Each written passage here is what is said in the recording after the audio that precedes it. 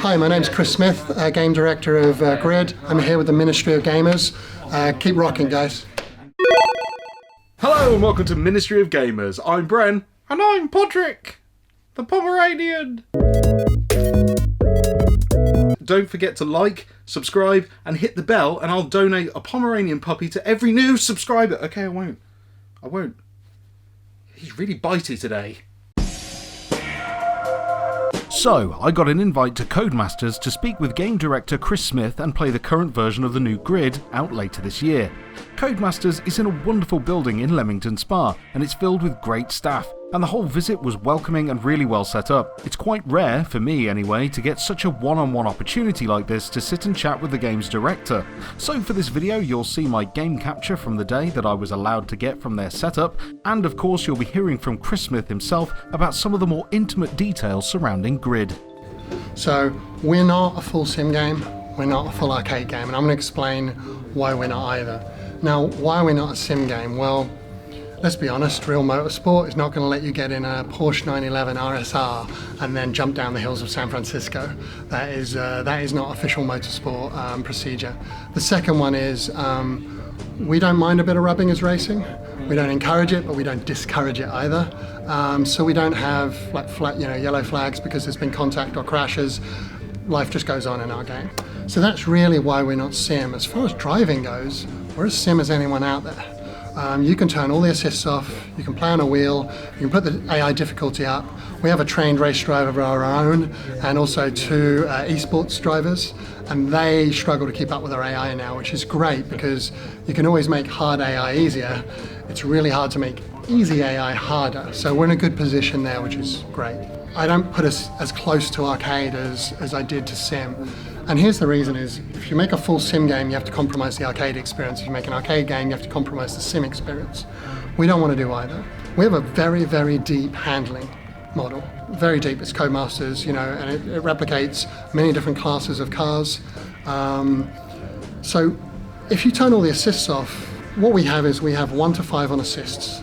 So if you turn the assists all the way up, it doesn't compromise or change the handling. What it does is add assists to let you control the handling. It requires less skill to master the handling. So one thing we got in the game is if you sort of start mastering normal level and you got all the assists on, you've got 2 choices. Do you turn the assists off and get better at driving, or do you leave the assists on and put the difficulty up? And that way there's choice, and there's really the way you want to play the game.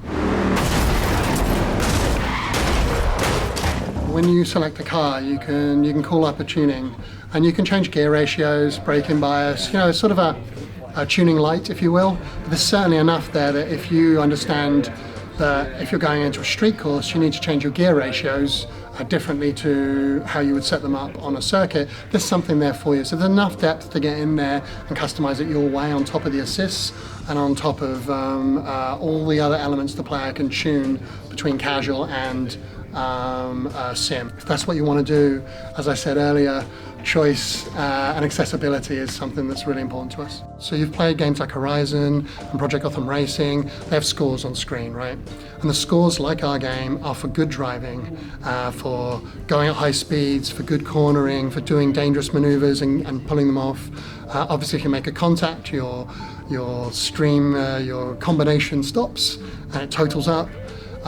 Points mean going up levels. Levels unlock player cards, banners, liveries, new partners for driving in your team. Yes, we have a livery editor. No, it's not a livery editor where you can create your own graphics and put Garfield on the side of your car. That's what I always do. But there's enough there that you can choose the livery you want, do patterns, change colors, and make the car at least resemble sort of a style you want. By the way, levels go up to 100, then they prestige. You can prestige 5 times. So 500 levels, and anyone gets there's a special icon they'll get rewarded with that they can obviously show off online. Now for me, when I watch motorsport, I love motorsport. When I watch it for 3 reasons. The rivalries between the drivers, the mechanical breakdowns and the drama that creates, and then of course the classic, although I never want anyone to get hurt, the mistakes, the spins and the crashes. That's a regular part of motorsport. That's not arcade. That happens in real life. What I'm about to talk about, think of it like a large pot, that all these ingredients are dice that we shake and throw out for each race. to replicate unpredictable motorsports. So start with 400 AIs, each uniquely tuned, each has a skill level. The skillet does it very hard, the skillet does it very easy. Remember, these aren't racing the player, these are races on the track that you happen to be racing with. It's a very important distinction because you're going to see them three abreast, racing each other, overtaking you.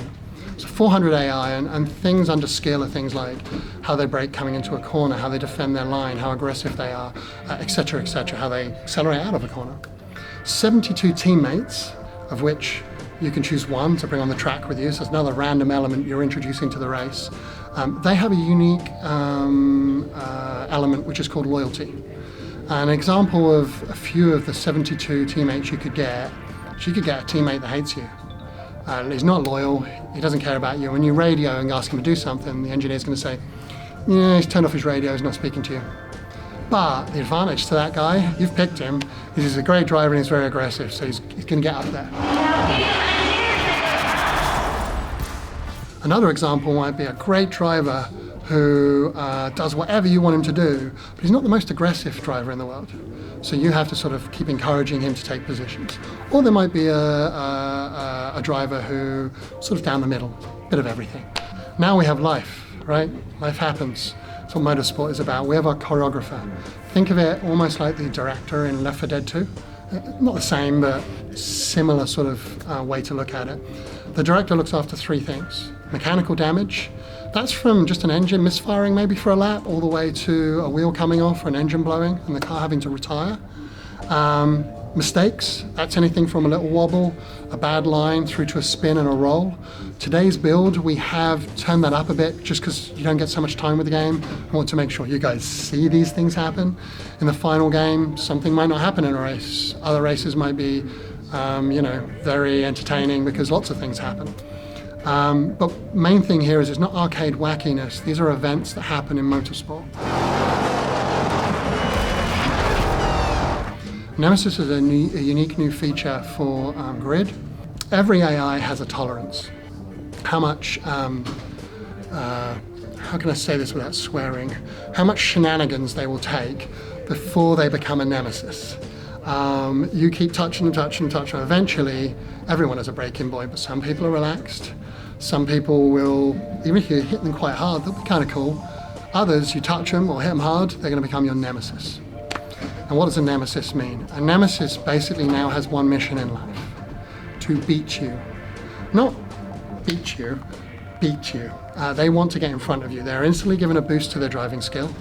They might initiate sidecar to sidecar action. We stopped them doing pit maneuvers because that was annoying. But side to sidecar, they'll give a bit back of what you just gave to them. More importantly, they want to get in front of you. They will take bad lines in the corner to block you. They are doing everything they can to make sure you do not beat them because you've annoyed them. Now the good news is at the end of the race, everyone apologizes, everyone makes up, everyone chills out, and the next race everyone starts fresh.